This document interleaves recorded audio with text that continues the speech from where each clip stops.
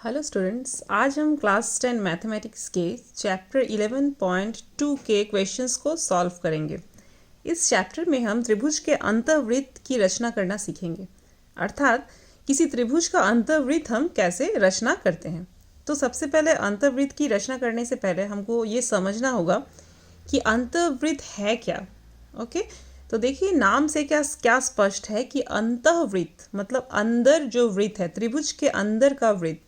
ठीक है, तो देखिए ये लगभग देखने में अगर हम ऐसे ही एक रफ में बना दें तो कोई अगर त्रिभुज का अंतःवृत्त, तो अगर त्रिभुज हम बनाते हैं तो उसका अंतःवृत्त, मान लीजिए एक त्रिभुज बनाया मैंने ABC, तो अंतःवृत्त मतलब त्रिभुज के अंदर एक ऐसा वृत्त। अंतःवृत्त किसको कहेंगे हम लोग कि त्रिभुज के अंदर का एक ऐसा वृत्त जो त्रिभुज के तीनों भुजाओं को स्पर्श करता है। ठीक है, तो हम लोगों को जो है इस तरह से वृत्त बनाना सीखना है कि कोई त्रिभुज पहले बना लेंगे, उस त्रिभुज का हम अंतःवृत्त कैसे बनाएंगे। ऐसा वृत्त जो त्रिभुज के तीनों भुजाओं को जो है स्पर्श करें और अंदर होना चाहिए। अंतः मतलब त्रिभुज के अंदर होना चाहिए और त्रिभुज के तीनों भुजाओं को टच करना चाहिए। देखिए यहाँ पे तीन भुजाओं को टच किया हुआ है। ठीक है, अब देखिए त्रिभुज के अंतःवृत्त के केंद्र को अंतः केंद्र एवं व्यासार्ध को अंतः व्यासार्ध कहते हैं। अर्थात ये जो इस अंतःवृत्त, ये जो अंतःवृत्त है, ये जो केंद्र है इसका, मान लीजिए इसको यदि O बोलते हैं तो इस केंद्र को हम लोग कहते हैं अंतः केंद्र, अर्थात अंतःवृत्त के केंद्र को अंतः केंद्र, और अर्धव्यास को हम लोग कहते हैं अंतः अर्धव्यास या अंतः व्यासार्ध, अर्थात इसका जो अर्धव्यास है उसको हम लोग कहते हैं अंतः व्यासार्ध। ठीक है, तो अब हम लोग आगे पढ़ते हैं और देखते हैं कि किस तरह से हम लोग जो है त्रिभुज का अंतःवृत्त का जो है रचना करते हैं। तो सबसे पहले चैप्टर 11.2 का क्वेश्चन नंबर 1 को देखते हैं हम। तो देखिए क्वेश्चन नंबर 1 क्या कहता है। 11.2 का क्वेश्चन नंबर 1 देखिए, निम्नलिखित त्रिभुजों की रचना करें एवं प्रत्येक त्रिभुज का अंतःवृत्त बनाएं तथा उनके अर्धव्यास को माप कर लिखें। अर्थात हम लोगों को जो है यहाँ पे कितना सारा 8 क्वेश्चंस है। इस क्वेश्चंस प्रत्येक में हमको क्या करना है, त्रिभुज की रचना करना है।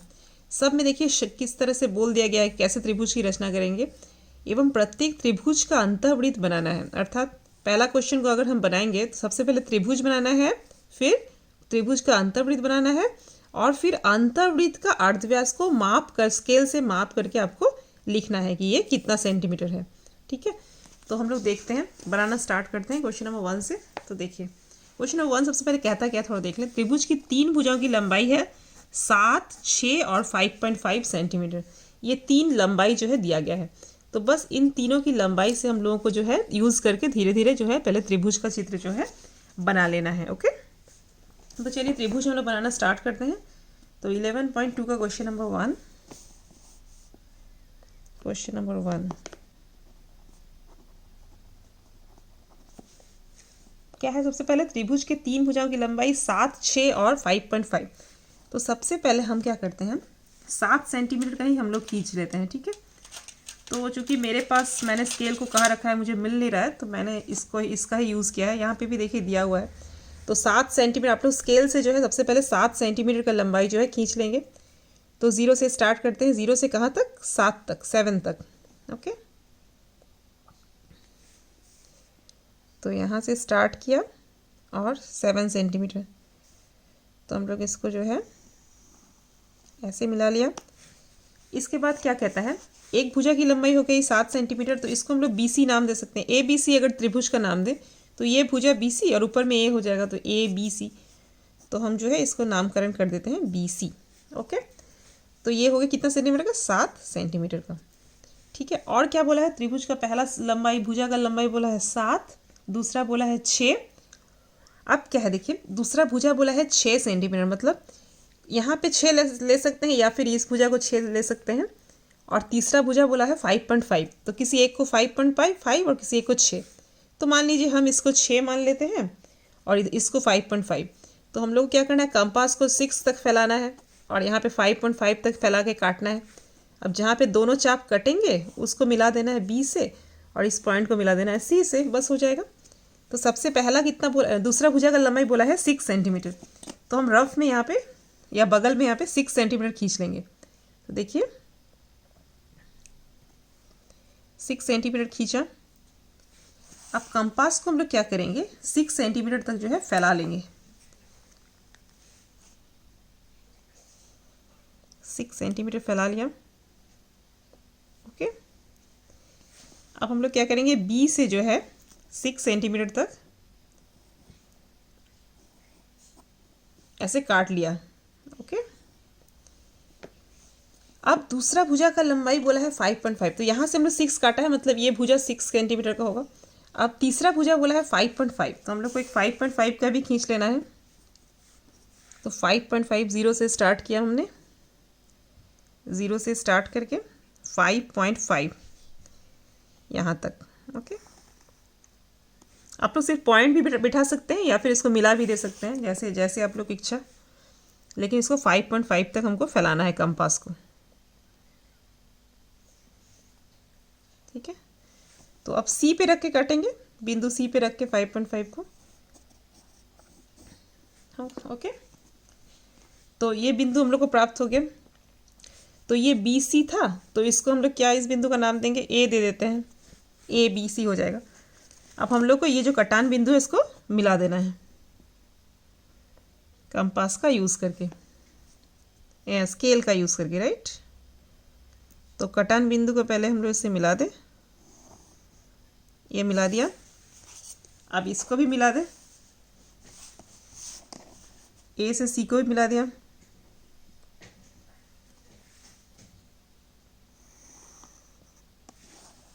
ओके, अब देखिए हम लोग को क्या करना है। अब हम लोग को अंतःवृत्त कैसे बनाते हैं, देखिए त्रिभुज तो बन गया हमारा, ये हो गया 6 सेंटीमीटर,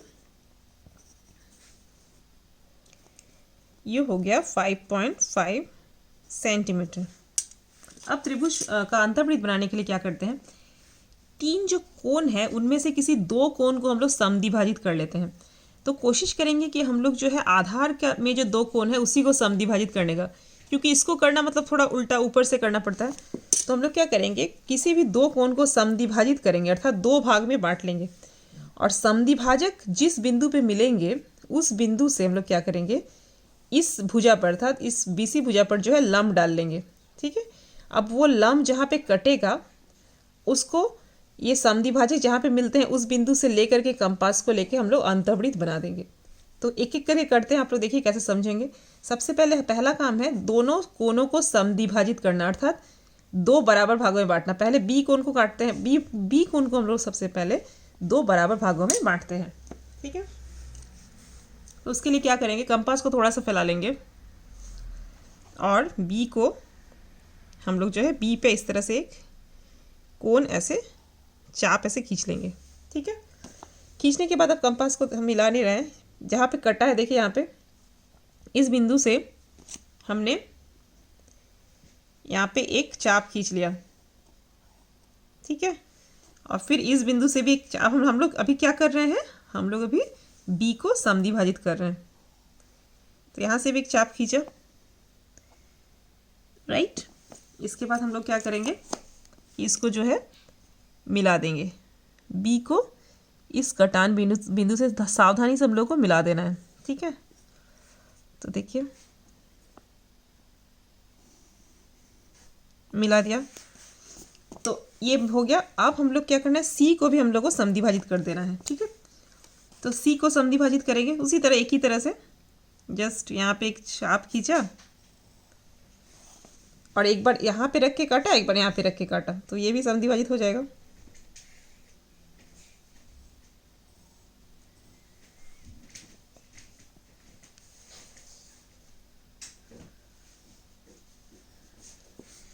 तो देखिए ये बिंदु हम लोग को प्राप्त हुआ, यहाँ से हम लोग को सी को जस्ट मिला देना है। ठीक है, तो सी को हम लोग को मिला देना है, सी बिंदु को।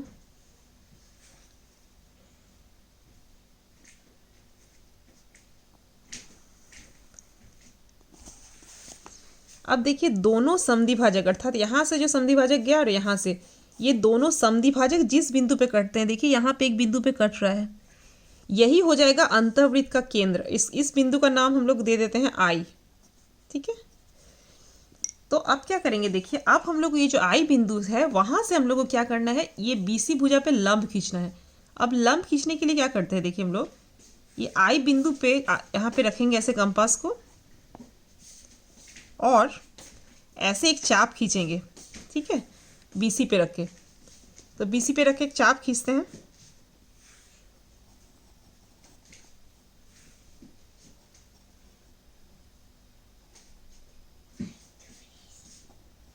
ठीक है। अब चाप खींचने के बाद हम लोग क्या करेंगे कि यहाँ पे जो है, जहाँ पे दो, देखिए दो चाप खींचने के बाद दो बिंदु पे कटा है यहाँ पे बीसी पे। अब हम लोग इसको थोड़ा सा आगे बढ़ा, थोड़ा सा ज़्यादा कर लेंगे, आधा से ज़्यादा इसको फैला लेंगे, ठीक है। आप क्या करेंगे, एक इस बिंदु पे रख के हम लोग क्या करेंगे, यहाँ पे जहाँ पे कटा है एक चाप खींच लेंगे ऐसे, और एक बार क्या करेंगे, यहाँ पे जो कटा है इस बिंदु पे रख के, यहाँ पे रख के हम लोग और एक चाप जो है ऐसे खींच लेंगे। तो एक बार इस बिंदु पे रखा और एक बार इस बिंदु पे, दोनों पे रख के हमने एक एक जो है चाप खींच लिया। अब देखिए जहाँ पे ये कटता है ये बिंदु, इसको आई से मिला देंगे तो यही इस जो भुजा पर जो है आई से लंब हो जाएगा। हम लोग को लंब खींचना है आई से बीसी पर, तो इसको हम लोग मिला देंगे।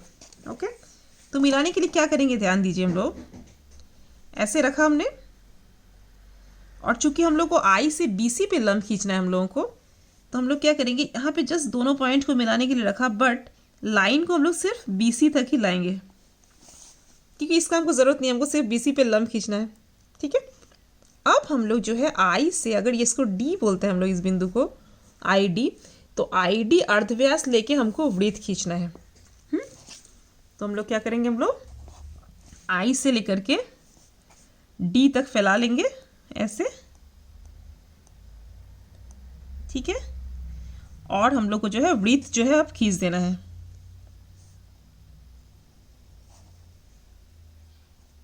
थोड़ा सा बहुत केयरफुली करना है, नहीं तो आप लोगों का जो है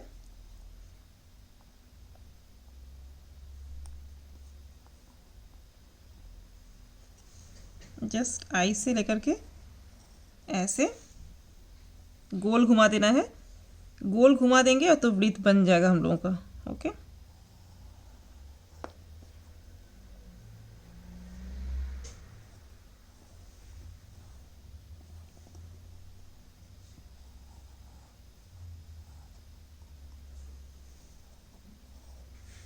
देखिए, तो ये हो गया हमारा जो है अंतःवृत्त, ठीक है।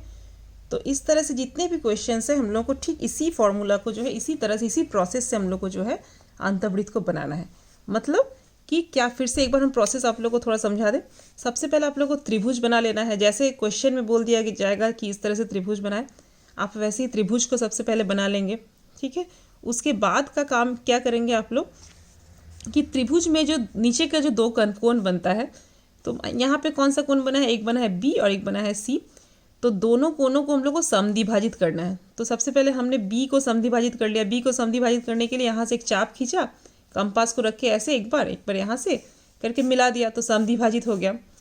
फिर सी को भी ठीक उसी प्रकार से समद्विभाजित किया, ऐसे कंपास से करके खींच के समद्विभाजित। अब दोनों समद्विभाजक जो है जिस बिंदु पे मिलते हैं, ध्यान देना है, दोनों समद्विभाजक जिस बिंदु पे कटेंगे वो हो जाएगा अंतःवृत्त का केंद्र। हम लोग को केंद्र प्राप्त हो गया।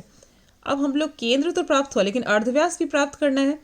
अंतःवृत्त का अर्धव्यास कैसे प्राप्त करेंगे, तो अर्धव्यास प्राप्त करने के लिए हम लोगों को ये जो आई बिंदु है वहाँ से बीसी पे लंब खींचना है। अब आई से बीसी पे लंब खींचने का क्या तरीका है, कैसे खींचते हैं हम लोग, आई से बीसी पे लंब खींचने के लिए क्या करेंगे कि आई से जो है हम लोग इस तरह से कंपास को थोड़ा सा ज़्यादा फैला लेंगे, डी से ज़्यादा थोड़ा सा अधिक फैलाएंगे, थोड़ा सा बड़ा कर देंगे, मतलब यहाँ ऐसे अगर आपको लगता है तो इतना फैला लेंगे, करके एक ऐसे करके चाप खींच लेंगे हम लोग। अब जैसे हमने ऐसे चाप खींच लिया तो हम लोगों को जो है बी पे दो बिंदु जो है बीसी पे दो बिंदु प्राप्त हो जाएंगे, ठीक है। अब दोनों बिंदु पे रख के हमने एक चाप, एक बार इस बिंदु पे रख के एक चाप खींच लिया कंपास से, एक बार कंपास को इस बिंदु पे रख के एक चाप खींच लिया। अब जैसे ही चाप, जो दोनों चाप जिस बिंदु पे मिलते हैं उस बिंदु को हमने पॉइंट किया कि कौन सा बिंदु है ये, और फिर क्या करेंगे, स्केल को जो है रखेंगे, एक बार रखेंगे आई पे और इस बिंदु पे मिलाने के लिए दोनों को, ओके। लेकिन जब मिलाएंगे तो सिर्फ आई से डी तक ही मिलाएंगे, मतलब आगे नहीं बढ़ेंगे, क्योंकि हमको इसका ज़रूरत नहीं आगे बढ़ने का, हमको सिर्फ अर्धव्यास ही चाहिए, ठीक है। अब जैसे ही हमको अर्धव्यास मिल गया, कंपास को रख देंगे और सिर्फ गोल घुमा देंगे तो क्या हो जाएगा कि हम लोगों को अंतःवृत्त जो है प्राप्त हो जाएगा। तो बाकी सारे के सारे क्वेश्चंस जो हैं सिर्फ बिल्कुल इसी तरह से बनेंगे। उसके बाद नेक्स्ट आपको क्या करना है कि अर्धव्यास का जो है लंबाई माप के लिखना है। तो यहाँ पे देखिए अर्धव्यास का लंबाई हम लोग कैसे मापेंगे, जस्ट आई पे रख देंगे और यहाँ से रख देंगे ऐसे, तो आई से डी तक, तो ये कितना आ रहा है 1.8 आ रहा है ना, 1.8, हाँ इस अर्धव्यास का लंबाई आ रहा है 1.8 सेंटीमीटर। तो हम लोग लिख देंगे कि अर्धव्यास बराबर, या फिर ऐसे अर्धव्यास या फिर जिसको बोलते हैं सिर्फ अर्धव्यास ही बोल सकते हैं आप लोग, या फिर बोलते हैं अंतःव्यासार्ध, ये भी बोल सकते हैं। तो अर्धव्यास बराबर 1.8 सेंटीमीटर, ये आपको स्केल से माप के जो है लिख देना है। ठीक है, तो सारे क्वेश्चंस को आप ऐसे ही बना लेंगे। आई होप कि आप लोग को इसको बनाने में असुविधा नहीं होगी। अगर कहीं पे कोई असुविधा होती है तो आप लोग कमेंट करके मुझे बता सकते हैं। ओके, तो इस वीडियो में बस इतना ही, मिलते हैं नेक्स्ट वीडियो में। Thank you so much.